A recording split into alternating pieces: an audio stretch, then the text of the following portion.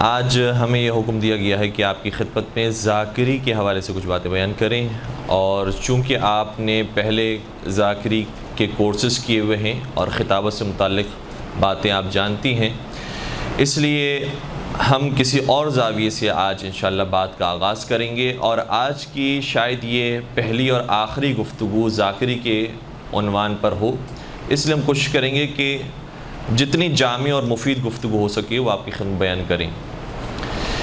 پہلی چیز یہ ہے کہ جو سرنائے کلام میں ہم نے آیت پڑھی ہے، اِنَّا خَلَقْنَاكُم مِّن ذَكَرٍ وَأُنثىٰ وَجَعَلْنَاكُمْ شُعُوبًا وَقَبَائِلَ لِتَعَارَفُوا، اس کا جو پہلا حصہ ہے وہ ہمارے مورد نگاہ ہے، یعنی پروردگار عالم نے ہر انسان کو مختلف بنایا ہے، ہر ایک کا رنگ الگ ہے، زبان الگ ہے، قوم، قبیلہ، ماں باپ، ماحول سب الگ ہے، اور بہت ساری چیزیں مشترک بھی ہیں، لیکن جو انفرادیت پائی جاتی ہے انسان کے اندر، اس سے خطابت کا تعلق بھی بنتا ہے۔ آج سوشل میڈیا پر ممکن ہے کہ بہت سارے افراد وہ ہوں کہ جو بہت زیادہ عالمانہ گفتگو نہ کرتے ہوں، لیکن عوام میں وہ پسندیدہ ہیں، عوام ان کی بات سنتی ہے، عوام کی نگاہ میں وہ مقبول ہیں۔ کیوں؟ اس کی بہت ساری وجوہات ہو سکتی ہیں، من جملہ یہ کہ شاید وہ دیکھنے میں بہت معصوم اور حسین اور شریف لگتے ہیں، تو یہ وجہ بھی ہو سکتی ہے۔ اور اس کے برعکس اگر پروردگار عالم نے کسی کو وہ ظاہری طور پر معصومیت نہیں دی ہے، یا ظاہری طور پر چہرے پر وہ حسن و جمال موجود نہیں ہے، تو وہ بیچارہ وہ بہت زیادہ عالمانہ گفتگو کر رہا ہے لیکن کوئی اس کی بات سننے کے لیے تیار نہیں ہے۔ تو بہت سارے عوامل ہوتے ہیں کہ جس میں خطیب مشہور ہوتا ہے اور اس کی لوگ بات سنتے ہیں۔ چند ایک ان اختلافی چیزوں کو کہ جو بعض کو خدا نے عطا کی اور بعض کو عطا نہیں کی ہے، لیکن اس کی وجہ سے خطابت پر بہت زیادہ فرق پڑتا ہے اور لوگوں کی مقبولیت کے اندر فرق پڑتا ہے، وہ ہم آپ کی خدمت بیان کر رہے ہیں۔ مثال کے طور پر بعض لوگ ایسے ہوتے ہیں کہ جو قدرتی طور پر بہت زیادہ انرجیٹک ہوتے ہیں، بہت زیادہ پرجوش ہوتے ہیں، اور اگر ان سے کہا جائے کہ آپ کو مثال کے طور پر 5 اشرے پڑھنے ہیں تو وہ آسانی سے 5 اشروں کو نبھا لیں گے، بلکہ ہم خود بعض ایسے خطیبوں کو جانتے ہیں کہ جو ایام اعضاء میں پہلے اشرے میں 8 اشرے پڑھتے ہیں، روزانہ کی 8 مجالس اور دن کی 80 مجالس وہ پڑھ سکتے ہیں، ان کے اندر وہ کیپیسٹی موجود ہے، وہ صلاحیت پروردگار عالم نے دی ہے کہ وہ تھکتے نہیں ہیں، پڑھ سکتے ہیں، پڑھ لیتے ہیں۔ لیکن کچھ کی کیپیسٹی وہ ہے کہ 2 مجلسیں پڑھ لیں، 3 مجلسیں پڑھ لیں تو بہت ہو جاتا ہے، وہ اس سے زیادہ بیان نہیں کر سکتے۔ تو ہر ایک کی انرجی لیول الگ الگ ہے، پروردگار عالم نے ہر ایک کو اس کا ایک خاص انرجی لیول دیا ہوا ہے۔ اسی طریقے سے بعض افراد وہ ہوتے ہیں کہ جن کی بولنے کی رفتار بہت تیز ہوتی ہے، تیزی سے بول سکتے ہیں، اور آپ خود جانتی ہوں کہ بہت سارے خطیب یہیں پر ہی جب آتے ہیں اور مجالس سے خطاب کرتے ہیں تو بہت تیز رفتاری سے ان کے جملے ادا ہو رہے ہوتے ہیں، بہت تیز رفتاری سے ان کے الفاظ ادا ہوتے ہیں، اور اچھا لگتا ہے کہ جلدی جلدی بات آگے بڑھتی ہے۔ کچھ افراد وہ ہیں کہ پروردگار عالم نے وہ صلاحیت ان کو عطا نہیں کی ہے، زبان میں تھوڑی سی یہ کہنا چاہیے کہ سستی پائی جاتی ہے، لکنت پائی جاتی ہے، یا ایک رکاوٹ موجود ہے، سلو پن ہے ان کی گفتگو کے اندر، تو بات عوام کے اندر مقبول نہیں ہوتی، چاہے وہ بہت زیادہ عالمانہ بات کر رہے ہوں، لیکن عوامی نگاہ میں وہ اتنے زیادہ مقبول نہیں ہوں گے۔ اسی طریقے سے بعض افراد وہ ہوتے ہیں کہ جن کی اردو بہت زیادہ اچھی ہے، تلفظ بہت زیادہ واضح ہے، بہت اچھے جملے اور بہت اچھے الفاظ استعمال کرتے ہیں، قافیہ ردی ان کی بہت زیادہ اچھی ہیں، لیکن بعض افراد وہ ہیں کہ جو اہل زبان نہیں ہیں، اردو زبان میں جب وہ اسپیچ کرتے ہیں تو ان کی اردو سننے میں اور ان کی مجلس سننے میں وہ لطف نہیں آتا۔ تو بہت سارے قدرتی عوامل ہیں اور بلٹ ان ہمارے پاس چیزیں ایسی موجود ہیں کہ جس سے ہم فائدہ بھی اٹھا سکتے ہیں، اور اگر نہیں ہے ہمارے پاس تو ہم اس کے اوپر توجہ رکھیں کہ کم از کم ہمیں اس چیز میں کام کرنا چاہیے اور اس کو بہتر بنانے کی کوشش کرنی چاہیے جس حد تک ہم بہتر بنا سکتے ہیں۔ اسی طریقے سے ایک اور چیز ہے اور جو بہت زیادہ اہمیت رکھتی ہے، وہ یہ ہے کہ جب ہم خطابت کا آغاز کر رہے ہیں، ہماری آج کی کلاس سمجھ لیجئے کہ ان افراد کے لیے کہ جنہوں نے اب تک کوئی مجلس نہیں پڑھی ہے، ایام اعضاء قریب ہیں، مجلس سے پڑھنا چاہتے ہیں، اور اگر نہیں بھی پڑھنا چاہتے تو اس قدر روایات موجود ہیں ذکر امام حسین میں رولانے کے بارے میں اور ائمہ علیہ السلام کے امر کو زندہ کرنے کے بارے میں کہ انسان کو خود بخود شوق بیدار ہو جاتا ہے کہ کاش میں بھی مجلس پڑھنے کے قابل ہوتا تو میں بھی ذکر محمد و آل محمد کر سکتا۔ تو جو مجلسیں ابھی پڑھنا چاہتے ہیں ابتدائی طور پر، وہ کس طریقے سے آغاز کر سکتے ہیں، ان کے لیے بطور خاص آج کی ہماری یہ گفتگو ہوگی۔ تو وہ یہ دیکھیں کہ ان کے پاس کون کون سی صلاحیتیں پہلے سے موجود ہیں. کچھ چیزوں کا ذکر ابھی ہم نے کر دیا, کچھ چیزیں ابھی ہم اور بیان کر رہے ہیں. مثال کے طور پر بعض افراد وہ ہوتے ہیں کہ جن کو بہت ساری آیات یاد ہیں, اور حتیٰ شاید یہاں پر کچھ ایسے افراد ہوں گے جو حافظ قرآن ہو. تو بہت زیادہ اہمیت رکھتا ہے خطابت کے اندر کہ انسان آیات کو مجالس کے اندر پیش کرے, اور آیات کے ذریعے فضائل محمد والے محمد کو بیان کرے, آیات کے ذریعے کوئی اخلاقی نقطہ بیان کرے, آیات کے ذریعے کوئی علمی نقطہ بیان کرے, آیات کے ذریعے توحید کو سمجھائے, عبد و معبود کے رشتے کو سمجھائے. تو اس کی بہت زیادہ تاثیر ہے. تو یہ ہمیں دیکھنا چاہیے کہ ہمارے اندر کون سی صلاحیت پہلے سے موجود ہے. بعض افراد کے پاس آیات ہوں گی, ان کو حفظ ہوں گی پہلے سے بہت ساری آیات. یہ اگر پورا قرآن حفظ نہیں ہے تو کچھ مشہور آیتیں یاد ہوں گی, آیے مودت یاد ہوگی, آیے تطہیر یاد ہوگی, سورہ دہر کی کچھ آیتیں یاد ہوں گی, یا آخری سورے یاد ہوں گے, تو اس کو استفادہ کر سکتے ہیں. ان افراد کے مقابلے پر کہ جن کو بالکل ہی قرآن نہیں معلوم یا بہت کم ان کو آیات یاد ہیں, تو ان کے لیے مشکل ہوگا مجالس پڑھنا.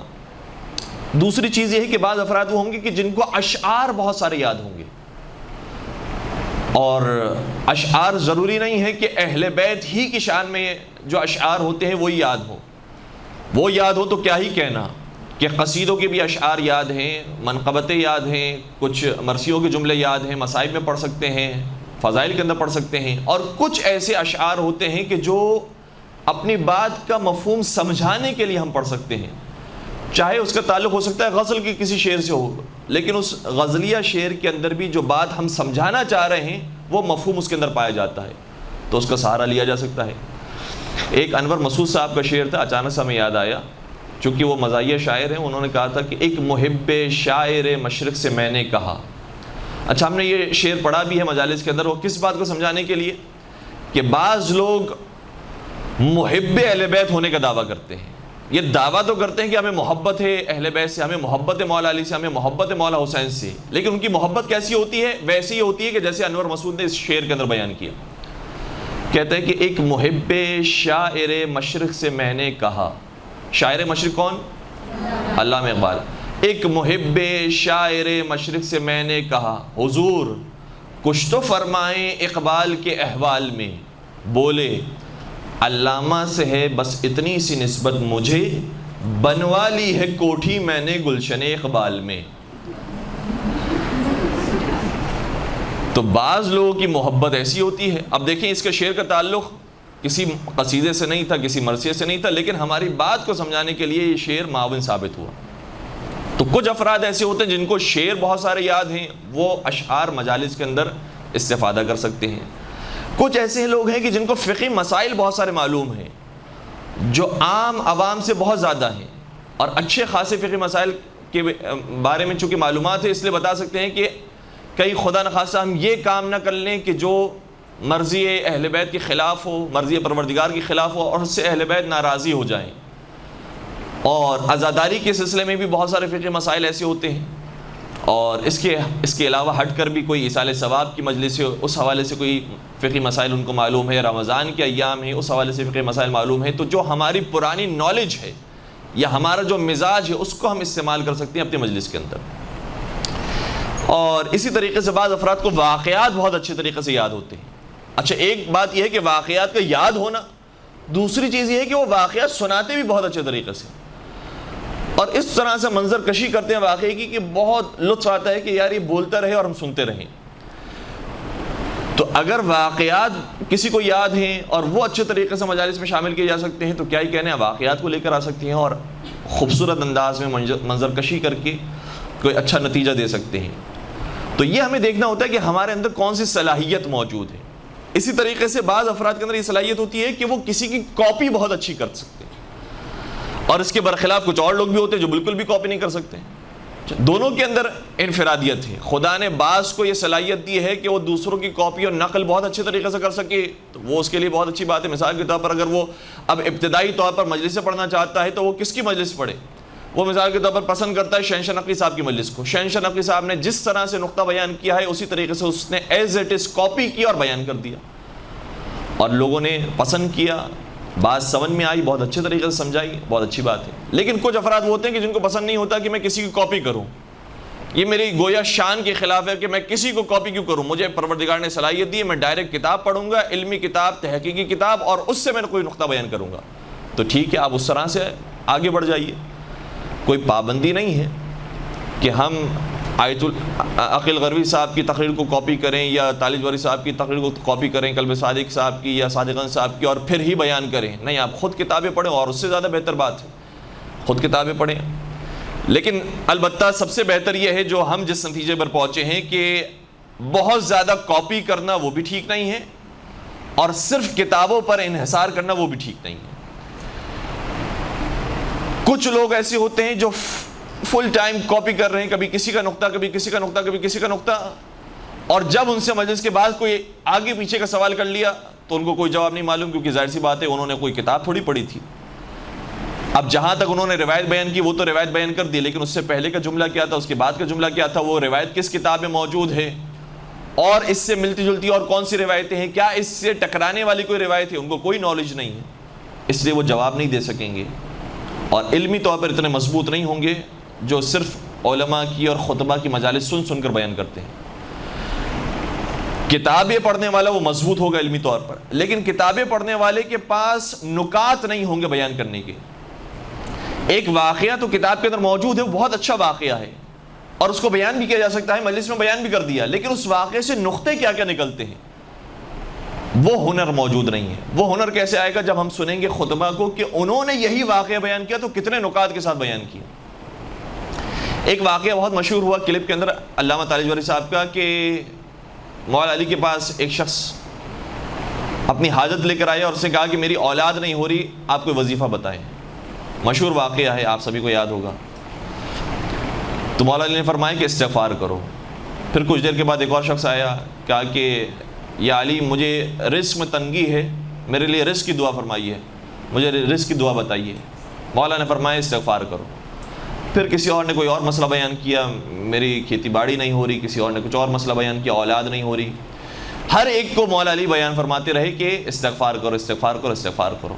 یہاں پر واقعہ ختم ہو گیا. کتاب کے اندر یہیں تک ہی واقعہ موجود ہے, اور اگر کہیں کسی اور کتاب کے اندر روایت آگے بڑھتی ہے تو یہاں تک آگے بڑھتی ہے کہ پھر جو اصحاب تھے انہوں نے سوال کیا کہ اے علی آپ نے یہ جواب کہاں سے دیا, صرف آپ استغفار کی باتیں کر رہے ہیں. تو مولا علی نے فرمایا کہ قرآن کریم کے اندر یہ آیت موجود ہے کہ اگر اولاد چاہتے ہو یا رزق میں وسعت چاہتے ہو یا کھیتی باڑی کے اندر ترقی چاہتے ہو, ان ساری چیزوں کے لیے استغفار کرو.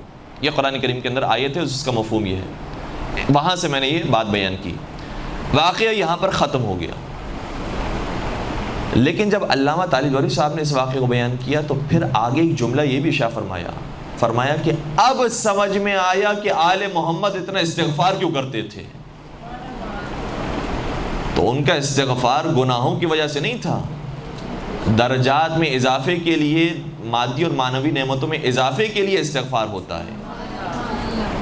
تو یہ نقطہ کسی خطیب کی مجلس میں, کسی عالم دین کی مجلس سے ہمیں مل سکے گا, یا انسان خود اتنا ذہن اس کا شارپ ہو. کبھی کبھار ہوتا بھی ہے, ہم سمجھ رہے ہوتے ہیں کہ یہ عوام میں سے ہے, لیکن عوام میں سے بھی کچھ افراد اتنے زیادہ ذہانت رکھتے ہیں کہ جب وہ واقعہ پڑھتے ہیں تو اس کے اندر ہمیں کچھ 4 نقطے بتا دیتے ہیں کہ اس واقعے سے یہ 4 نقطے نکلتے ہیں, لیکن جو تجربہ کار خطیب ہو سکتا ہے کہ وہ اتنے نکات نہ نکال سکے. تو یہ بھی ہر ایک کے اندر الگ الگ پروردگار عالم نے کیپیسٹی رکھی ہے. بعض افراد نکال پاتے ہیں, بعض افراد نہیں نکال پاتے. تو جو نہیں نکال پاتے ہیں ان کے لیے ہم عرض کر رہے ہیں کہ انہیں چاہیے کہ وہ خطبہ کی مجالس بھی سنتے رہیں اور اپنا مطالعہ اور اپنی اسٹڈی بھی جاری رکھیں, تاکہ پتہ چل سکے کہ اس طرح سے واقعے سے نکات نکالے جاتے ہیں. ایک درود پڑھ دیجیے گا محمد و آل محمد پر.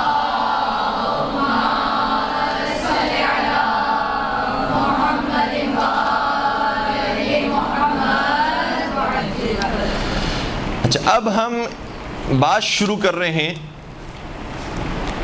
کہ مجلس کے اندر کون کون سی چیزیں اور کون کون سے اجزاء ہوتے ہیں. مجلس کے اجزاء کون کون سے؟ اچھا, پہلے یہ انشاءاللہ ہم بیان کریں گے, اس کے بعد ہم بیان کریں گے کہ ان اجزاء کو کیسے حاصل کیا جائے اور کیسے اس کے اوپر کام کیا جائے. مجلس کے اجزاء کیا ہیں؟ 3 بنیادی چیزیں ہیں: خطبہ, فضائل, مصائب. خطبہ, فضائل, مصائب. یہ پروڈکٹ ہے, یہ آؤٹ کم ہے کہ جو مجلس میں آنی چاہیے. جب بھی انسان ممبر پر بیٹھے گا یہ 3 چیزیں ضرور سامعین کے سننے کو ملے گی اور حاضرین دیکھیں گے کہ یہ 3 چیزیں خطیب نے پرووائڈ کی ہے: خطبہ، پھر فضائل، پھر مسائل۔ پھر خطبے کے اندر چیزیں ہیں کہ جب خطبہ، بالخصوص ہم چونکہ بگنرز کے لیے بیان کر رہے ہیں جو ابتدائی طور پر انشاءاللہ تقریر کی کلاس شروع کرنے چاہ رہے ہیں اور خطابت کی فیلڈ میں آنے والے ہیں انشاءاللہ، تو خطبہ ابتدائی طور پر بہت سادہ سا رکھیں جو آپ کو آسانی سے یاد ہو جائے، یا پہلے سے کوئی خطبہ یاد ہے تو اسی کی اصلاح کر کے اس کو بیان کرنے کی کوشش کریں۔ خطبے کے اندر کون کون سی چیزیں ہونی چاہیے؟ اعوذ باللہ، بسم اللہ، الحمدللہ، والصلاۃ والسلام، اور جب ابی القاسم محمد پر درود ہو جائے، اللہم صل۔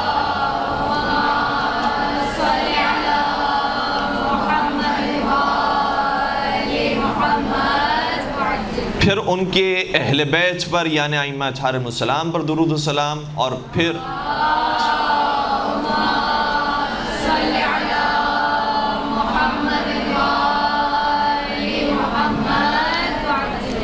ان کے دشمنوں پر لعنت، اور پھر اما بعد کہہ کر آیہ کریمہ کی تلاوت کرنا۔ سرنامہ کلام میں کوئی آیت عام طور پر ہوتی ہے، ورنہ حدیث بھی بیان کرنا چاہیں تو کوئی شرعی اعتبار سے تو حرج نہیں، حدیث بھی بیان ہو سکتی ہے، لیکن علمی طور پر اور عرفی طور پر قرآن کریم کی آیت بیان ہوتی ہے۔ اب ہم ایک مختصر سا خطبہ پڑھ رہے ہیں، آپ دیکھیے گا کہ ساری چیز اس کے اندر موجود ہے یا نہیں ہے، اور نوٹ ڈاؤن کر لیجئے گا کہ جب ہم خطبہ پڑھیں تو یہ ساری چیزیں اس کے اندر ہونی چاہیے، چاہے کم ہو چاہے زیادہ ہو۔ اگر آپ کو زیادہ یاد ہے تو بہت اچھی بات ہے، اتنا زیادہ آپ خطبے کے اندر بیان کریں اور خطبہ خوبصورت ہو جائے گا۔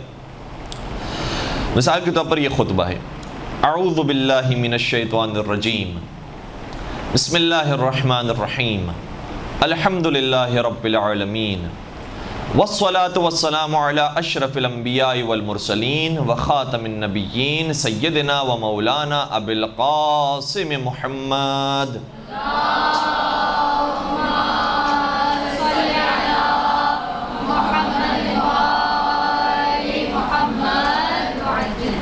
وعلى أهل بيته الطيبين الطاهرين المعصومين المظلومين ولعنة الله على أعدائهم أجمعين، أما بعد فقد قال الله تبارك وتعالى في محكم كتابه المجيد وفرقانه الحميد، بسم الله الرحمن الرحيم، قل لا أسألكم عليه أجرا إلا المودة في القربى۔ درود پڑھ دیجئے محمد و آل محمد۔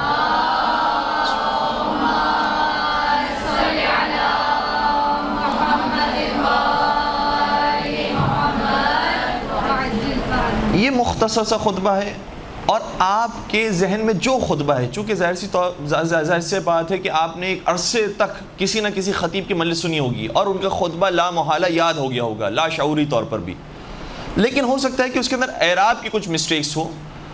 جو عالم دین جو خطبہ پڑھ رہے ہیں، ہم نے ان کا خطبہ توجہ کے ساتھ تو نہیں سنا ہے اور ہمیں نہ عربی معلوم ہے، تو اگر خطبہ کسی کو کاپی کرنا بھی چاہیں تو کسی اچھے عالم دین سے جو عربی جانتے ہوں، یا عالم دین نہ بھی ہوں کم از کم عربی ادبیات سے واقف ہوں، ان سے اصلاح کروا لیں کہ اس کے اندر کوئی غلطی تو نہیں، کوئی مسٹیک تو نہیں ہے، اور پھر اس خطبے کو یاد کر لیجئے، ازبر کر لیجئے، ایز اٹ از ممبر پر آ کر وہی خطبہ بیان کرنا، اور شروع میں آپ 2 سال 4 سال 5 سال تک بھی وہی خطبہ بیان کرتے رہیں تو کوئی حرج نہیں ہے، اور انشاءاللہ جب اس میں تجربہ حاصل ہو جائے تو پھر خطبہ تبدیل کرنا چاہیں، اس میں اور اضافہ کرنا چاہیں اور خوبصورت بنانا چاہیں تو بالکل اختیار ہے، کبھی بھی بنایا جا سکتا ہے اور اچھا کیا جا سکتا ہے۔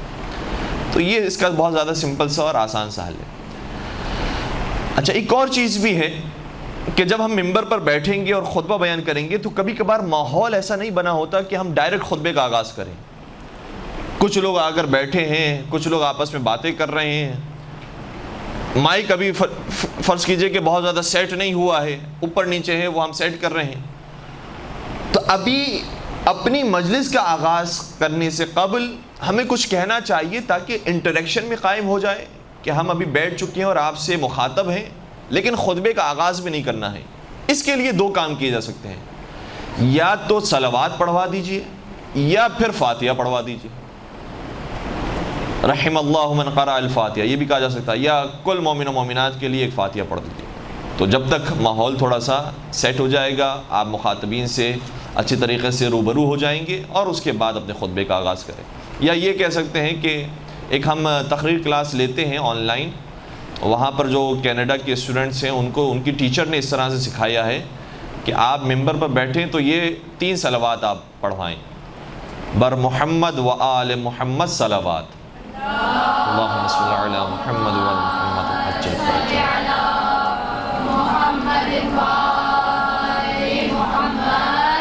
بر علی و اولاد علی صلوات، اللہم صلی علی محمد و آل محمد، برائے تعجیل ظہور امام زمانہ علیہ السلام صلوات،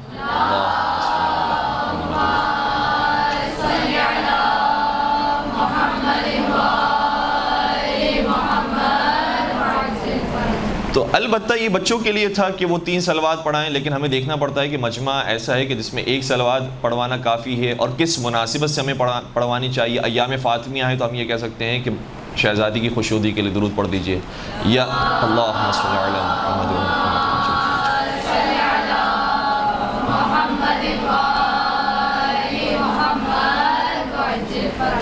یہاں پر پھر مثالیں دینا میرے لیے مشکل ہو جائے گا، ہم مثالیں زیادہ نہیں دے پائیں گے، صرف مثالوں کے لیے عرض کر رہے ہیں. یا جو لوگ بیٹھے ہوئے ہیں وہ تھوڑا سا خستگی کا شکار ہو گئے تو ہم نے کہہ دیا کہ اپنی صحت و سلامتی کے لیے درود پڑھ دیجئے. یا مثال کے طور پر مولا کے ایام ہیں تو برائے خوشودی مولا متقیان صلوات، یا برائے خوشودی حضرت ابوالفضل عباس صلوات، یا برائے خوشودی مولا حسین صلوات. پھر اسی طریقے سے یہ کہا جا سکتا ہے کہ اگر کوئی ایصال ثواب کی مجلس ہے کہ مرحوم کے درجات میں بلندی کے لیے صلوات. تو مختلف انداز سے آپ ظاہر سی بات ہے کہ یہاں پر سینئر اسٹوڈنٹس ہیں تو وہ صرف ہمیں رٹے رٹائی جملے تو نہیں کہنے چاہیے، جو جس مناسبت سے ہو، جیسے حالات چل رہے ہوں ویسے صلوات پڑھانے کے بعد، اور کبھی 1 مرتبہ صلوات پڑھا سکتے ہیں، کبھی 2 مرتبہ، کبھی 3 مرتبہ، اور پھر اس کے بعد خطبے کا آغاز کریں. خطبے کا آغاز ہو گیا، خطبہ مکمل ہو گیا، اس کے بعد ہمیں فضائل شروع کرنے. اب یہ جو فضائل کا حصہ ہے اس میں جو آسان طریقہ ہے وہ یہ ہے ابتدائی طور پر کہ پہلے تو اب جیسے ہم جو کلاس لے رہے ہیں آن لائن، اس کے اندر بچے بہت ساری غلطیاں کر جاتے ہیں. اس میں سے ایک یہ غلطی بھی ہوتی ہے کہ ڈائریکٹ بلند آواز سے انہوں نے ایک بات شروع کر دی کہ مثال کے طور پر اس بی بی کے میں کیا فضائل بیان کروں کہ جس بی بی کے ہیبت سے دربار کوفہ لرز رہا تھا. اب یہ پہلا جملہ نہیں ہے خطابت، پہلا جملہ اس انداز سے نہیں کہا جاتا. آہستہ آہستہ اپنی ٹون کو بڑھایا جاتا ہے اور بات پر پہنچا جاتا ہے، پھر یہ بات بیان کی جاتی ہے. تو سب سے پہلے تو یہ کہنا چاہیے عزیزان گرامی، یہ نوٹ کر لیجئے، عزیزان گرامی، سامعین محترم، سامعین گرامی، حضرات گرامی، مومنین کرام، کوئی بھی اس طرح کا لفظ کہ جس سے ایک انٹریکشن قائم ہو کہ ہم آپ سے مخاطب ہیں، جو ہم رٹ کر آئے ہوئے ہیں وہ ہم بیان نہیں کر رہے ہیں، ہم آپ کو مخاطب ہو کر آپ کے لیے کچھ مطالب لے کر آئے ہیں جو آپ کو اس انداز سے سمجھانا چاہتے ہیں. تو ایک شائستہ انداز ہو، سامعین گرامی، سامعین محترم، اور اس کے بعد کوئی تمہید بیان کرنا چاہے تو تمہید بھی ہو سکتی ہے، لیکن تمہید کیا ہونی چاہیے یہ بھی مختلف موضوعات کے حساب سے مختلف ہوگی. فرض کریں کہ ایک ہم مختصر سی آپ کی خدمت میں ایک مثال عرض کر دیتے ہیں مجلس کی کہ آئیڈیا ہو سکے کہ شروع میں مجلس کس طرح سے تیار کی جا سکتی ہے. فرض کریں کہ ہمیں مغفرت کے موضوع پر، توبہ استغفار کے موضوع پر اسپیچ کرنی ہے. ہم نے جو آیت سرنامہ کلام میں بنائی وہ یہ بنائی ہے، بسم اللہ الرحمن الرحیم، یا ایھا الذین، نہیں یہ آیت ہے، قل یا عبادی الذین اسرفوا علی انفسہم لا تقنطوا من رحمت اللہ ان اللہ یغفر الذنوب جمیعا انہ هو الغفور الرحیم. درود پڑھ دیجئے محمد و آل محمد.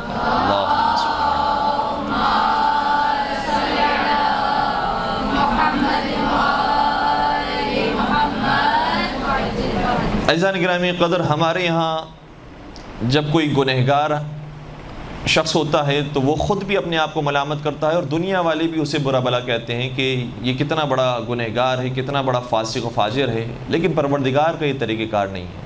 یہ دیکھیں ہم تمہید ابھی بیان کر رہے ہیں. پروردگار جب اپنے کسی گنہگار بندے کو بھی دیکھتا ہے تو اس انداز سے دیکھتا ہے کہ گنہگار صحیح ہے تو میرا بندہ. اس لیے قرآن کریم میں پروردگار عالم ارشاد فرماتا ہے کہ قل، اے رسول آپ یہ ارشاد فرما دیجئے، یا عبادی الذین اسرفوا، اے میرے وہ بندے کہ جنہوں نے اپنے نفس پر اسراف کر لیا ہے۔ خدا نے یہ نہیں کہا کہ اے گنہگار، اے فاسق، اے فاجر، اے ملعون، اے خبیث، کوئی ایسا لفظ استعمال نہیں کیا جو ہم عام عوام استعمال کرتی ہے کسی گنہگار کے لیے۔ پروردگار نے ارشاد فرمایا ہے کہ اے میرے بندے جس نے ظلم کر لیا ہے اپنے نفس پر، لا تقنطوا من رحمت اللہ، تو میری رحمت سے نا امید نہ ہو۔ ان اللہ یغفر الذنوب جميعا، پروردگار صرف ایک دو گناہ کو نہیں، تیرے تمام گناہوں کو معاف کرنے والا ہے۔ جميعا انہ هو الغفور الرحیم، وہ بہت غفور ہے، وہ بہت رحیم ہے۔ آیت کا ترجمہ پیش کیا، اس کے بعد اب واقعے کی طرف آئے۔ حضرت موسیٰ کلیم اللہ ایک دن پروردگار کے حضور گئے اور اس طرح سے پروردگار کو پکارا، یا الہ العالمین، اے عالمین کے پروردگار۔ خدا کی طرف سے آواز آئی، لبیک یا موسیٰ، میں حاضر ہوں اے موسیٰ۔ پھر حضرت موسیٰ نے ایک اور جملہ شاہ فرمایا، یا الہ المحسنین، اے احسان کرنے والوں کے خدا۔ خدا کی طرف سے آواز آئی، لبیک یا موسیٰ۔ پھر جناب موسیٰ نے عرض کیا، یا الہ المطیعین، اے اطاعت کرنے والوں کے خدا۔ خدا کی طرف سے آواز آئی، لبیک۔ لیکن جب حضرت موسیٰ نے یہ کہہ کر پکارا، یا الہ العاصین، اے گنہگاروں کے خدا، تو نہ صرف یہ کہ خدا کی طرف سے جواب آیا بلکہ بڑھ کر جواب آیا، آواز یہ آئی، لبیک لبیک لبیک یا موسیٰ۔ حضرت موسیٰ پریشان ہو گئے کہ پروردگار، میں نے تجھے نیکیاں کرنے والوں کا خدا کہا، تو نے ایک مرتبہ لبیک کہا، اطاعت کرنے والوں کا خدا کا ایک مرتبہ لبیک کہا، عالمین کا پروردگار کا ایک مرتبہ لبیک کہا، لیکن جب گنہگاروں کا خدا کہا تو نہ صرف یہ کہ تو نے جواب دیا بلکہ بڑھ کر جواب دیا، لبیک لبیک لبیک۔ آخر اس کے اندر مصلحت کیا ہے؟ تو خدا کی طرف سے آواز آئی، اے موسیٰ، جو عبادتیں کرنے والے ہیں انہیں اپنی عبادتوں پر بھروسہ ہے، جو نیکیاں کرنے والے ہیں انہیں اپنی نیکیوں پر بھروسہ ہے، لیکن جو میرا گنہگار بندہ ہے اسے کسی چیز پر بھروسہ نہیں ہے سوائے میری ذات کے۔ اس لیے میں اپنی ذات سے اسے نا امید نہیں کرنا چاہتا۔ گنہگار صحیح ہے میرا بندہ، اس لیے میں نے اسے اپنے قریب کر لیا۔ ایک واقعہ آپ نے یہ سنایا، ایک اور واقعہ بھی ہے جناب موسیٰ کا، وہ بھی بیان کیا سکتا ہے لیکن بات طولانی ہو جائے گی۔ پھر بات بیان کرتے کرتے کربلا میں ہمیں ایک مثال ملتی ہے کہ وہاں پر بھی ایک سچی توبہ کرنے والا تھا، بہت بڑا گنہگار تھا، لیکن بالآخر اس نے توبہ کر لی، اور اس موقع پر توبہ کی ہے کہ جبکہ اس کے پاس پوری دنیا موجود تھی، اس کے پاس طاقت موجود تھی، لشکر موجود تھا، جو حشم موجود تھا، تلوار موجود تھی، سب کچھ موجود تھا، لیکن اس کے پاس خدا نہیں تھا، خدا کا نمائندہ ولی خدا نہیں تھا۔ اس لیے اس نے اپنے آپ کو جنت و جہنم کے درمیان محسوس کیا۔ اور پھر جب وہ ولی خدا کی خدمت میں آ کر استغفار کرتا ہے اور توبہ کرتا ہے، تو پھر وہ ولی خدا کا کمال ہے کہ وہ رومال کہ جو نہ اپنے جوان علی اکبر کے لیے رکھا، وہ رومال جو نہ اپنے ششمائے علی اصغر کے لیے باندھا، وہ رومال اس سچی توبہ کرنے والے کو نصیب فرمایا۔ اور پھر اس طرح سے جناب حر کے کچھ مصائب کے جملے، اور جب مصائب کے اختتام ہوں تو تھوڑے سے وقفے کے بعد وَسَيَعْلَمُ الَّذِينَ ظَلَمُوا أَيَّ مُنْقَلَبٍ يَنْقَلِبُونَ أَلَا وَلَعْنَةُ اللَّهِ عَلَى الْقَوْمِ الظَّالِمِينَ إِنَّا لِلَّهِ وَإِنَّا إِلَيْهِ رَاجِعُونَ۔ اور پھر اگر ماحول ایسا ہو کہ جس میں دعائیں کروائی جا سکتی ہیں تو دعائیں کروانی جائیں، ورنہ کبھی کبھار خاص طور پر ایام عزا کی مجالس کے اندر ماتم کا آغاز ہو جاتا ہے، اس لیے ماتم حسین کہہ کر ہم ممبر کو چھوڑ دیں، مجلس یہاں پر مکمل ہو جائے گی۔ اور اگر دعائیں کروانے چاہیں تو دعائیں بھی بہت مختصر سی دعائیں جو انشاءاللہ سبھی کو یاد ہو جائے گی۔ پروردگارہ ہماری اس قلیل سی عبادت کو اپنی بارگاہ میں قبول فرما، ہمارے تمام گناہ کبیرہ و صغیرہ کی مغفرت فرما، ہمارے مرحومین کی مغفرت فرما، جو حاضرین مجلس ان کی جائے شرعی حاجات کو پورا فرما، مریضوں کو شفائے کاملہ اور عاجلہ نصیب فرما، زیارت کربلا معلیٰ نصیب فرما، چار معصومین کی زیارت، حج اور عمرے کی سعادت نصیب فرما، بے اولاد مومنین کو اولاد صالحہ نصیب فرما۔ جو دعائیں ہمیں یاد آ رہی ہیں، جو دنیاوی دعائیں ہیں، جو اخروی دعائیں ہیں، قبر کی پہلی رات مولا متقیان کی زیارت نصیب فرما، قرآن و اہل بیت کے دامن سے ہمیشہ متمسک رہنے کی توفیق عطا فرما، اپنے اندر اور اپنی اولاد کے اندر محبت محمد و آل محمد کو نازل فرما، اور پھر یہ کہ تمام مظالم سے انتقام کے لیے اپنی آخری حجت امام عصر و زمان کے ظہور میں تعجیل فرما، ہمیں ان کے عاشقین، محبین، آوان و انصار میں شمار فرما، وآخر دعوانا ان الحمد للہ رب العالمین. ربنا تقبل منا انک انت السمیع العلیم وتب علینا انک انت التواب الرحیم برحمتک یا ارحم الراحمین. درود بھی پڑھ دیجیے محمد.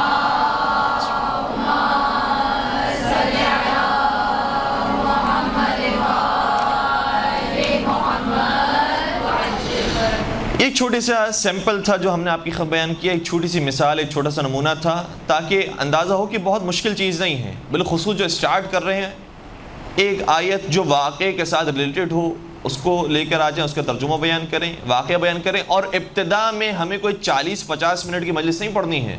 ابتدا میں 5 منٹ کی مجلس، 10 منٹ کی مجلس پڑھ لیں کافی ہے، تاکہ زبان روان ہو جائے اور خطابت کی عادی ہو جائے. پھر آہستہ آہستہ ہم 10 منٹ، 12 منٹ، 15 منٹ، 20 منٹ اس طرح سے بڑھا سکتے ہیں. اور اس کے لیے ایک کام کرنا چاہیے جو ابتدائی طور پر تقریباً سبھی لوگ کرتے ہیں، چاہے کوئی بھی خطیب ہو اس سے خالی نہیں ہے. وہ یہ ہے کہ ابتدائی طور پر مختلف گیدرنگز کے اندر آپس میں 5-10 منٹ کی ہر ایک تقریر کرتا ہے اور ایک دوسرے کی تقریر کے اوپر تبصرہ کرتا ہے.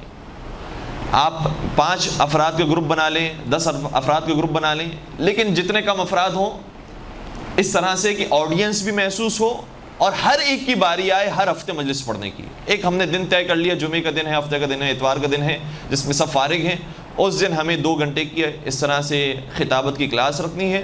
ہر ایک اس میں آ کر 10 منٹ کی 15 منٹ کی تقریر کرے گا اور ہر ایک دوسرے کے بارے میں بیان کرے گا کہ بھی مجھے یہ چیز اچھی لگی، یہ چیز اچھی نہیں لگی، یہ خامیاں تھیں، یہ خوبیاں تھیں، یہ سیکھنے کو ملا اور اس میں آپ بہتری لا سکتے ہیں، یہ کر سکتے ہیں، یہ کر سکتے ہیں. اور زیادہ تنقید نہ کریں تو زیادہ اچھا ہے. تنقید کرنا واقعاً بہت آسان کام ہوتا ہے کہ آپ نے یہ نہیں پڑھا اور اس طرح نہیں کیا اور اس طرح کر لیتے تو اچھا ہوتا. اور تنقید حتیٰ بڑے بڑے خطیبوں کے اوپر بھی ہو سکتی ہے کہ انہیں ایسا نہیں بولنا چاہیے تھا، ان الفاظ کو استعمال کرنا چاہیے تھا، اس طرح سے ایکشن نہیں کرنا چاہیے تھا، اس طرح سے کرنا چاہیے تھا تو اچھا ہو جاتا، یہ ہو جاتا. ہمارے لیے دوسروں کے اوپر تنقید کرنا آسان ہے، لیکن دوسروں کی خوبیاں بیان کرنا تاکہ اس کا مزید حوصلہ بڑھے. آج آپ نے خطبہ بڑے اچھے انداز میں بیان کیا، جم کر پڑھا ہے، اچھی طرز میں پڑھا ہے، جس طرح سے مخاطب آپ ہوئے ہیں بہت اچھا انداز تھا. ہمیں محسوس ہو رہا تھا کہ آپ ہم سے گفتگو کر رہے ہیں، ایسا نہیں تھا کہ رٹا رٹایا کوئی مواد تھا وہ آپ نے ریڈ کر دیا. تو اس طرح سے جو تعریفی کلمات ہیں اس سے حوصلہ ایک دوسرے کا بڑھائیں. اور کوئی ایک بات اگر ہو سکے کہ یہ پوری تقریر کے اندر یہ تھوڑی سی اریٹیٹ کر رہی تھی بات، اگر یہ ہو جاتا تو بہت بہتر ہوتا. مثال کے طور پر آپ نے دیکھا کہ وہ پوری مجلس دیکھ کر پڑھ رہی ہیں، تو کاش آپ اگر دیکھ کر نہیں پڑھتی ہیں، دیکھ کر کچھ حصہ پڑھتی کچھ حصہ نہیں پڑھتی تو محسوس ہوتا کہ آپ ہم سے بات کر رہی ہیں، صرف ریڈنگ نہیں کر رہی، تو یہ اچھا لگتا. اور اسٹارٹنگ میں اگر کوئی دیکھ کر بھی پڑھتا ہے تو بھی کوئی حرج نہیں ہے، کم از کم بولنے کا حوصلہ تو ملے کہ ہم دیکھ کر بھی پڑھ سکتے ہیں. آہستہ آہستہ وہ آپ کے لیے بلکہ دیکھ کر پڑھنا مشکل ہو جائے گا، بغیر دیکھے پڑھنا آسان ہو جائے گا، یہ حالت ہو جائے گی. اور ایک اور ہم اپنے دوست کا واقعہ بیان کریں، اور وہ ماشاءاللہ سے اب اتنے بڑے خطیب ہیں کہ نشر پاک کی کئی مجالس انہوں نے پڑھی ہیں. ہمارے ہم کلاسی تھے اور ابھی بھی کراچی کے اندر ہیں، لیکن چونکہ بات تھوڑی سی ایسی ہے اس لیے ہم ان کا نام نہیں لینا چاہتے. جب انہوں نے خطابت کا آغاز کیا تو دیکھ کر مجلس وہ نہیں پڑھنا چاہتے تھے، بغیر دیکھے پڑھنا چاہتے تھے. جب ممبر پر بیٹھے تو خطبہ تو یاد تھا انہیں، خطبہ پڑھ ڈالا، لیکن خطبے کے بعد بات کس طرح سے شروع کی جاتی ہے اور کیا میٹر تھا وہ ذہن سے نکل گیا. اور ایک مرتبہ نہیں کئی مرتبہ ان کے ساتھ اس طرح سے ہم نے خود دیکھا کہ خطبہ پڑھا اور کچھ نہ بولا گیا، ممبر سے نیچے اتر آئے، کچھ بولا ہی نہیں گیا، مجلس ہی نہیں پڑھ سکے اور ممبر سے نیچے اتر آئے. اور ظاہر سی بات ہے کہ شرمندگی ہوتی ہے تو وہ پوری کلاس چھوڑ کر باہر ہی نکل گئے، کسی سے پھر ملاقات ہی نہیں کی اس دن. تو یہ ہوتا ہے ابتدا میں، اور گھبرانے کی ضرورت نہیں. جیسے ہم نے عرض کیا کہ اب وہ نشر پاک کی مجالس پڑھ رہے ہیں، تو ہر ایک شروع میں اسی طرح سے ہوتا ہے. چاہے کوئی سوئمنگ کرنا سیکھتا ہے تو ہاتھ پیر مارتا ہے، ڈوبتا ہے، اس کو سہارے کی ضرورت ہوتی ہے. کوئی انگلش بولنا سیکھتا ہے تو بہت زیادہ غلط الفاظ استعمال کر لیتا ہے، اس کو سکھایا جاتا ہے کہ نہیں اس کو اس طرح سے پروناؤنس کیا جاتا ہے، اس طرح سے جملے کہے جاتے ہیں، تو مشکل ہوتی ہے. تو اسی طرح سے خطابت کے اندر بھی یہ ہے، ڈس ہارٹ ہونے کی ضرورت نہیں ہے کہ ہم سے بہت غلطی ہو گئی، بہت غلط ہو گیا ہم سے. سب جانتے ہیں کہ آپ کی ابتدائی مجالس ہیں، آپ نے ابھی شروع کی ہیں، مارجن ہر ایک دیتا ہے. اور یہ ایک اور بات ہم بیان کرتے ہیں جو ہمارا بھی خود کا تجربہ بھی ہے. وہ یہ ہے کہ اگر ہم نے محسوس بھی کیا ہے کہ ہم ویسا بیان نہ کر سکے کہ جیسا حق بنتا تھا اور جیسے ہم نے تیاری کی تھی، تو اس کا اظہار کرنے کی ضرورت نہیں ہے. یہ کہنے کی ضرورت نہیں ہے کہ آج سوری معذرت چاہتے ہیں کہ ہم ایسا بیان نہیں کر سکے، آج جو ہم تیاری کر کے آئے تھے وہ ہم پڑھ نہیں سکے، یا معذرت چاہتے ہیں کہ آپ جس طرح سے توقع رکھتے تھے ہم اس توقع پر پورا نہیں اترے. آپ نے جہاں اظہار کر دیا اپنی کمی کا، تو جو نہیں سمجھ رہے تھے وہ بھی سمجھ جائیں گے کہ ہاں انہوں نے آج صحیح مجلس نہیں پڑھی تھی. اور ہم نے خود محسوس کیا کتنے بڑے بڑے خطبہ کی مجالس بھی کبھی کبھار البتہ اتفاق ایسا ہوتا ہے کہ پوری 1 گھنٹے کی مجلس پڑھی انہوں نے، لیکن کوئی اس کے اندر خاص بات نہیں تھی، کوئی خاص میٹر نہیں تھا، کوئی اس کے اندر درود و سلام نہیں ہو سکا اور کوئی نعرے کچھ بھی نہیں ہوا، لیکن پوری مجلس پڑھنے کے باوجود پھر بھی کانفیڈنس کے ساتھ وہ نیچے اترے اور سب کے ساتھ اچھے طریقے سے اشاج بشا طریقے سے سلام دعا کر کے اور رخصت ہو گئے. اور بعد میں تعریف بھی کی بعض لوگوں نے کہ ماشاءاللہ بہت اچھی انہوں نے تقریر کی اور بہت اچھے نکات بیان کیے، بہت مختصر سے وقت کے اندر بہت اچھی تقریر کر کے چلے گئے. لیکن اگر وہ خود خطیب کہہ دیتے کہ آج میں بغیر تیاری کے تھا اس لیے معذرت چاہتا ہوں کہ آپ کو میں زیادہ نکات بیان نہیں کر سکا، تو پھر ہر ایک یہ کہتا کہ دیکھیں آج ان کی مجلس ویسی نہیں تھی جیسے ہمیشہ ہوتی ہے. تو کہنے کی ضرورت نہیں ہے، ہم اپنی تیاری کے ساتھ پورا آئیں اور یہ یقین رکھ لیجئے کہ جو ہم نے تیاری کی ہے کبھی بھی اس کا 100% ہم ممبر پر ادا کر ہی نہیں پاتے. بڑے بڑے خطیبوں کی ہم بات کر رہے ہیں کہ جیسی انہوں نے تیاری کی ہے وہ یا تو اس کا 80% 70% ادا کر پاتے ہیں، بہت ساری چیزیں ان کے ذہن سے نکل جاتی ہیں، اور ظاہر سی بات ہے اگر نکل بھی جاتی ہے تو وہ نقطہ محفوظ ہوتا ہے، بعد میں کسی اور مجلس میں وہ بیان کر دیتے ہیں. لیکن ایسا نہیں ہوتا کہ جو ہماری تیاری ہے اس کا 100% ہم ممبر پر ادا بھی کر پائیں.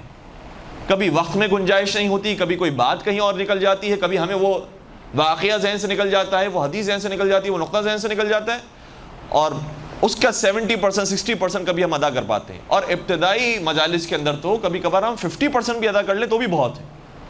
لکھی ہے ہم نے مجلس 3 صفوں کی اور اس کے اندر ہم نے صرف نکات لکھے ہیں، لفظ بلفظ بھی نہیں لکھی، لیکن جب ہم بیان کرنے آئیں گے تو شاید 1.5 صفحہ ہم بیان کر پائیں، بہت ساری چیزیں ہم آگے پیچھے کی بھول گئے. تو یہ ہوتا ہے، نارمل بات ہے، اس کے اندر کوئی پریشان ہونے کی ضرورت نہیں کہ میں نے تیاری جیسے کی تھی ویسے ہم بول نہیں پائے ہیں اور معذرت چاہتے ہیں اور یہ ہر ایک کے ساتھ ہوتا ہے، نارمل بات ہے، اس لیے اس کا اظہار کرنے کی کوئی ضرورت نہیں ہے. ایک اور درود پڑھ دیجیے گا، محمد و آل محمد.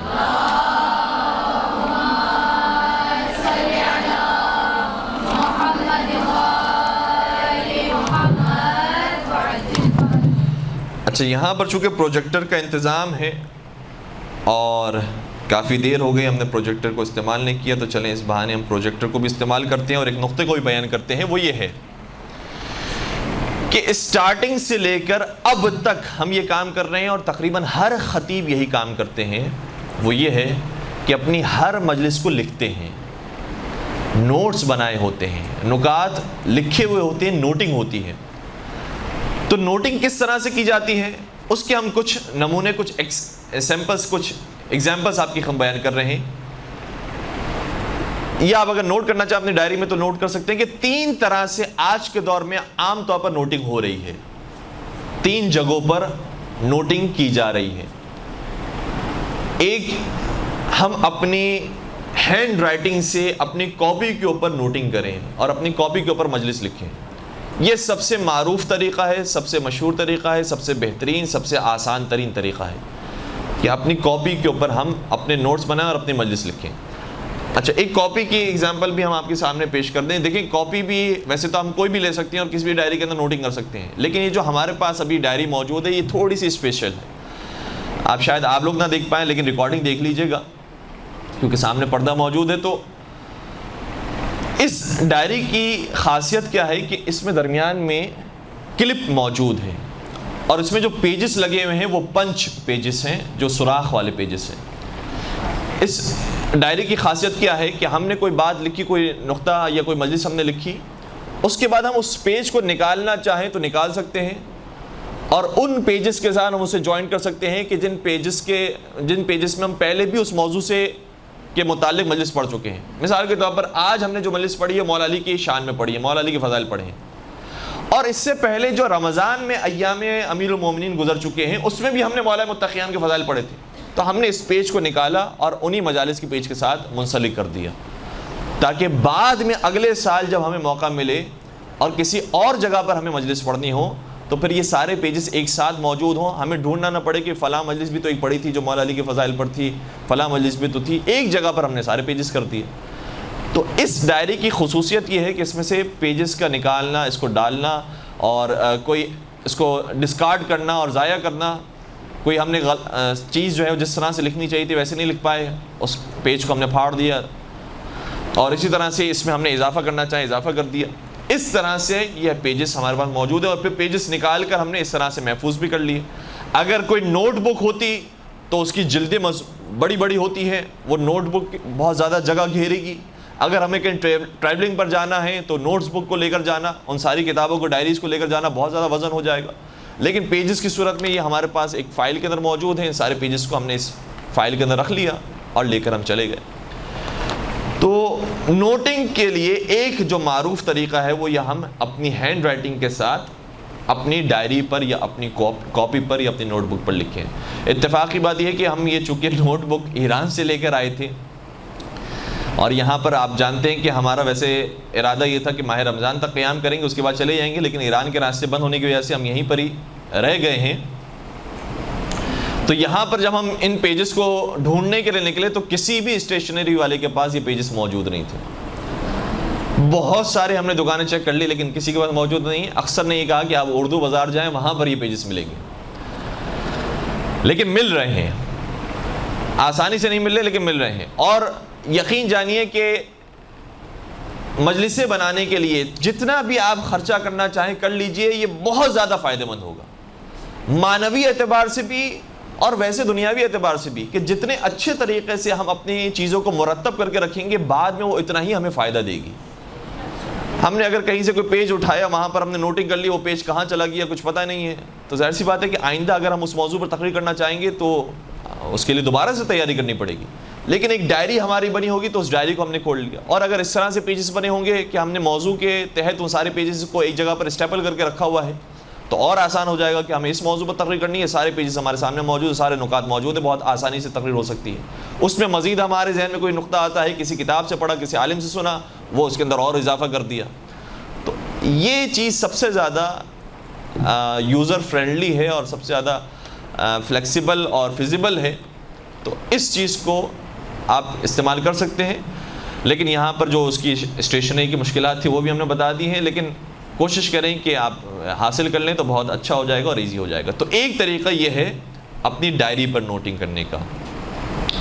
دوسرا طریقہ ہم بیان کر رہے ہیں، دیکھ آپ کے سامنے ہمارا لیپ ٹاپ تو کھلا ہوا ہے نا، آئی تھنک اسکرین موجود ہے، ایسا ہی ہے۔ یہ ایک سافٹ ویئر ہے ون نوٹ کا، مائکروسافٹ کا ایک سافٹ ویئر ہے ون نوٹ کے نام سے۔ اس پر بھی ہم نوٹنگ کر رہے ہیں اور شاید بہت سارے دیگر خطبات بھی اس پر بھی نوٹنگ کر رہے ہیں۔ تو کمپیوٹر پہ بھی نوٹنگ کی جا سکتی ہے، اور اس کے فوائد میں سے ایک یہ ہے کہ یہ ہینڈی ہے۔ کمپیوٹر میں آپ جتنی بھی چیزیں نوٹ کرنا چاہیں، جتنا بھی بھرنا چاہیں بھر سکتے ہیں، اس کا وزن کے اندر کوئی اضافہ نہیں ہوگا۔ اس لیے ٹریولنگ کے اندر بہت ایزی ہے کہ ہم نے اپنے سارے نوٹس اگر اس فائل کے اندر بنائے ہوئے ہیں تو نوٹس ہمارے ساتھ ہر جگہ پر جا سکتے ہیں۔ اب دیکھیں اس ون نوٹ پر بہت سارے کالمز موجود ہیں۔ آپ اس کے رائٹ سائڈ والے پورشن پہ دیکھیے گا تو ایک کالم ہے اور اس میں چھوٹی چھوٹی سی کچھ عبارتیں لکھی ہوں گی جو آپ کو شاید دکھائی نہ دے رہی ہوں، ایسے ہی ہے۔ اس میں جو سب سے ٹاپ پر ہم نے لکھا ہوا ہے، ویسے وہ ایک فارسی کا جملہ لکھا ہوا ہے، داستان کودکان، بچوں کے لیے جو داستان ہے وہ سب سے ٹاپ پر ہم نے لکھا ہوا ہے۔ اس کے بعد مقالے لکھے ہوئے ہیں، صحیح مسلم کی کچھ روایتیں ہیں، اور اس طرح سے آگے پھر چلتے چلتے کچھ ہم نے ٹاپکس بنائے ہوئے ہیں۔ اشعار، توحید کے اوپر جو اشعار ہے، اللہ سے کرے دور تو تعلیم بھی فتنہ، املاک بھی اولاد بھی جاگیر بھی فتنہ، ناحق کے لیے اٹھے تو شمشیر بھی فتنہ، شمشیر ہی کیا نعرہ تکبیر بھی فتنہ۔ تو اور اس کے ذیل میں ہم نے ایک نقطہ بھی لکھ دیا ہے کہ خود مولا علی نے علیہ السلام نے یہ فرمایا یہ نعرہ تکبیر کیوں فتنہ ہے، کیونکہ کلمۃ حق یراد بها الباطل، نعرہ تکبیر حق ہے، سچ ہے، نعرہ تکبیر اللہ اکبر بالکل ہونا چاہیے، لیکن اس نعرہ تکبیر سے جو غلط فائدہ تاریخ میں اٹھایا گیا ہے کہ اسی نعرے کے ساتھ نماز رسول کا سر تن سے جدا کیا گیا، تو کلمۃ حق یراد بها الباطل، بہت سارے اچھے جملے اور اچھے کلمے ہیں کہ جن کو باطل کے ساتھ استعمال کیا گیا ہے۔ یہ ہم نے مثال کے طور پر اس شعر کے ساتھ نقطہ بھی لکھ دیا. پھر حضرت ابو طالب علیہ السلام کی شان میں شعر ہے, رسول ہم نے لکھا ہے کہ بس اس خطا پہ تجھے اس جہان نے چھوڑا ہے کہ تیرے لال نے ان کے بتوں کو توڑا ہے. پھر پیغمبر اکرم پر جو اشعار ہیں کہ ایمان بدلتے رہتے ہیں, قرآن بدلتے رہتے ہیں, کچھ لوگ رسول صادق کے فرمان بدلتے رہتے ہیں. پھر جناب خدیجہ پر ہیں, پھر حضرت زہرا پر ہیں, پھر مولا علی علیہ السلام پر ہیں. یہ سارے اشعار کی فہرست سے جو ہم نے تھوڑی سی نوٹ کی ہوئی ہے. اس کے بعد پھر توحید سے متعلق مختلف نکات موجود ہیں, پھر اخلاقی نکات موجود ہیں, پھر ائمہ 18 معصومین علیہ السلام پر پے در پہ ہم نے اس کے اندر کالمز بنائے ہوئے ہیں. بہت اچھے اس کے اندر آپشنز موجود ہیں. اس سافٹ ویئر کو آپ ضرور استعمال کریں. ون نوٹ کے نام سے سافٹ ویئر ہے. بالخصوص وہ یہاں پر خطبہ حضرات جو موجود ہیں جو پہلے سے مجلس سے پڑھ رہے ہیں, ان کے پاس جو بہت ساری چیزیں سیو ہو چکی ہیں, اب وہ اس چیز پر شفٹ ہو جائیں تو بہت اچھے طریقے سے ہینڈی رہے گا, اور وہ ہر جگہ پر جا کر اس نقطے کو دیکھ سکیں گے. اور پھر اس کے اندر شیئرنگ کا آپشن بھی ہے, جس کو آج کل ہم کہتے ہیں کہ کلاؤڈنگ کا آپشن بھی موجود ہے, کہ ہمارے لیپ ٹاپ پر بھی یہ فائل موجود ہے, ہمارے موبائل پر بھی یہ فائل موجود ہے, کسی اور جگہ پر ہم اپنے اکاؤنٹ سے یہ فائل کھولنا چاہیں تو وہاں پر بھی ہمارے پاس اویلیبل ہے. تو اس کے اندر کلاؤڈنگ کا آپشن بھی موجود ہے. یہ ایک سافٹ ویئر ہے. دوسرا سافٹ ویئر اور ہے ان پیج کا, جو ہم پہلے استعمال کیا کرتے تھے, اس کو بھی ہم کھول کے آپ کے خدمت میں بیان کر دیتے ہیں. اس پر پہلے ہم مجالس لکھا کرتے تھے.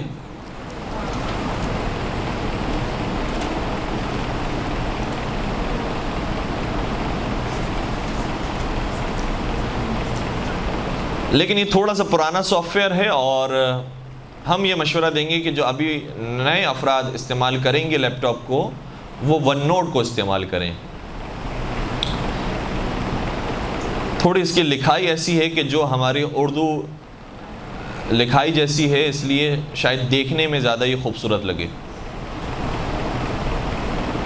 کھلنے میں تو کافی وقت لگا رہا ہے. اللہم صلی علی محمد وعلی محمد.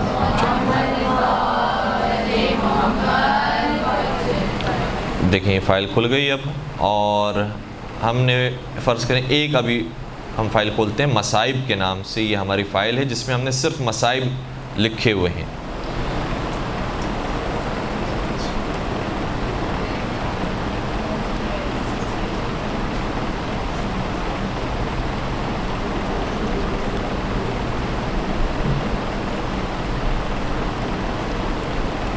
آپ نے ایک نظر میں شاید دیکھ لیا ہوگا کہ کتنے سارے مصائب لکھے ہوئے ہیں. تو یہ تو بہرحال کچھ سالوں کی محنت کا ثمرہ ہے, اور یہ ہوتا ہے. ابھی ہم یہ سمجھ رہے ہوتے ہیں کہ لکھنا شروع کریں گے, کب کتاب بھرے گی, یا کب سافٹ ویئر بھرے گا, اور کب ہمارے پاس اتنی چیز جمع ہوں گی. لیکن 2 سال نہیں گزریں گے, آپ کو محسوس ہوگا کہ اتنی ساری چیزیں اس کے اندر آ گئی, اتنے سارے میرے پاس پوائنٹس موجود ہیں. تو یہ ہوتا ہے, نارمل بات ہے.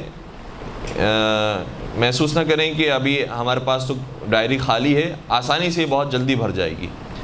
یہ سب سے پہلا جو عام طور پر ہمارے یہاں ایام اعظام میں پہلی مجلس میں یہ مسائل پڑھے جاتے ہیں مدینہ سے کربلا روانگی کے, جو 28 رجب کو مولا امام حسین علیہ السلام کا قافلہ مدینہ سے کربلا کی طرف روانہ ہوا. تو اس کے مسائل یہ ہم نے اس صفحے پر لکھے ہوئے ہیں. اس کا آخر میں ایک شعر بھی لکھا ہے کہ اچھا ہی کیا مظلوم کہ تم کعبے سے نکل آئے, ورنہ یہ امت خیمے کے بدلے کعبے کو آگ لگا دیتی. یا جینے کے واسطے تو سبھی چھوڑتے ہیں گھر, کچھ اور ہی طرح کی تھی ہجرت حسین کی. پھر کربلا جب پہنچے مولا امام حسین علیہ السلام تو بنی اسد والوں سے کیا وصیتیں فرمائی. پھر جناب مسلم نے عقیل کے مسائب, جناب حر علیہ السلام کے مسائل, طفلان مسلم, جناب سعید ابن عبداللہ زہیرقین, جناب اون محمد, جناب علی اکبر علیہ السلام, جناب قاسم علیہ السلام, جناب مولا غازی عباس علیہ السلام, جناب اصغر علیہ السلام, مولا امام حسین علیہ السلام, اور ان کے بعد کے جو مصائب ہیں یہ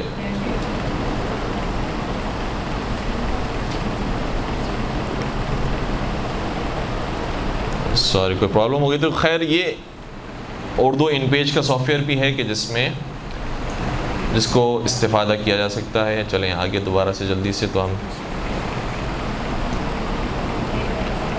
اس میں کوئی پرابلم ہو گئی، لیکن آئی تھنک اس کو دیکھنا پڑے گا دوبارہ سے ہمیں. اچھا، یہ کچھ پرابلمس ہیں جو ان پیج میں ہو بھی جاتی ہیں، اس لیے ہم اتنا ریکمینڈ نہیں کریں گے ان پیج کے سافٹ ویئر کو. اچھا، ایک ویب سائٹ ہم بتا دیتے ہیں، زیادہ وقت اب ہمارے پاس نہیں رہا. زیارات.net، یہ آپ اپنے پاس نوٹ کر لیجئے گا، ZIYARAAT.net. اس ویب سائٹ پر بہت سی کتابیں موجود ہیں. تو وہ افراد کے جن کے گھروں میں کتابیں نہیں ہیں، بہت سارے تو ایسے ہیں کہ جو علماء کے اولاد ہیں تو ان کے پاس تو ان کے والد کی کتابیں موجود ہیں، یا ان کی والدہ اگر ذاکرہ ہیں تو گھر میں کتابیں موجود ہیں، لیکن بہت سارے لوگ ایسے ہیں جن کے پاس کتابیں اویلیبل نہیں ہیں.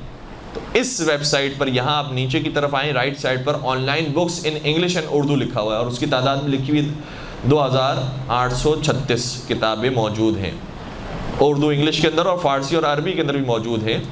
تو اس ویب سائٹ سے آپ کتابیں دیکھ سکتی ہیں. خاص طور پر ابھی محرم کا آغاز ہو رہا ہے، انہوں نے خود موضوعات بنائے ہوئے ہیں. اس میں سے ایک موضوع ہے یہ جو آپ نیچے دیکھیں درمیان میں، اس کو ہم کیسے ہائی لائٹ کریں؟ ہاں، یہ اس طرح سے ہائی لائٹ ہم نے کیا ہے تو آپ کو شاید نظر آئے گا. مجالس لکھا ہے یہاں پر، جس کے آگے 136 بھی لکھا ہوا ہے. ٹھیک ہے، مجالس کو ہم نے کلک کیا تو جو خطبہ مجالس پہلے سے پڑھ چکے ہیں اور ان کی مجالس کو تحریری صورت میں کتابوں میں لکھ دیا گیا ہے، ان کی مجالس اس ویب سائٹ پر موجود ہے کتابی شکل میں. جیسے ضمیر اختر نقوی صاحب کی، پھر علامہ محمد حسین جعفری، اور خیر ہم آگے بڑھتے ہیں. علامہ نقوی صاحب یعنی علامہ نقن صاحب کی کتابیں اور ان کی مجالس بھی یہاں پر موجود ہیں. علامہ ذیشان حیدر جوادی صاحب کی مجالس موجود ہیں. علامہ تاجوری صاحب کی مجالس موجود ہیں.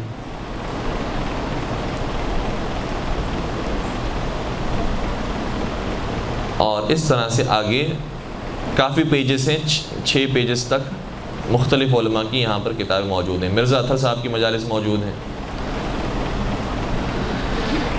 ٹھیک ہے، تو مجالس سے آپ ہیلپ لے سکتے ہیں. اور اس کے علاوہ کئی سارے اور موضوعات بھی اس ویب سائٹ پر موجود ہیں. تو جس موضوع پر ہمیں چاہیے ہوں کتابیں وہ یہاں پر اویلیبل ہیں. ایک مجالس کا موضوع بہت زیادہ اہم ہے ماہ محرم کے لیے. دوسرا عزاداری کا موضوع جو اوپر کی طرف ہے، اس کو بھی ہم تھوڑا سا ہائی لائٹ کرتے ہیں، آپ کو شاید انشاءاللہ دکھائی دے جائے گا. عزاداری کے آگے 42 لکھا ہوا ہے. اس پر ہم نے اگر کلک کیا تو عزاداری سے متعلق جو کتابیں ہیں، مقاتل جو موجود ہیں، وہ اس پیج پر موجود ہیں. تو انشاءاللہ اس طریقے سے آپ آسانی سے مجالس تیار کر سکیں گے اور ایام اعظام میں خطابت فرما سکیں گے. بہت ساری اور باتیں تھیں جو ابھی رہ گئی ہیں، لیکن آپ کا وقت چونکہ ہو گیا ہے، اس لیے ہم التماس سے دعا کریں گے. مل کر درود پڑھ دیجیے محمد و آل محمد پر.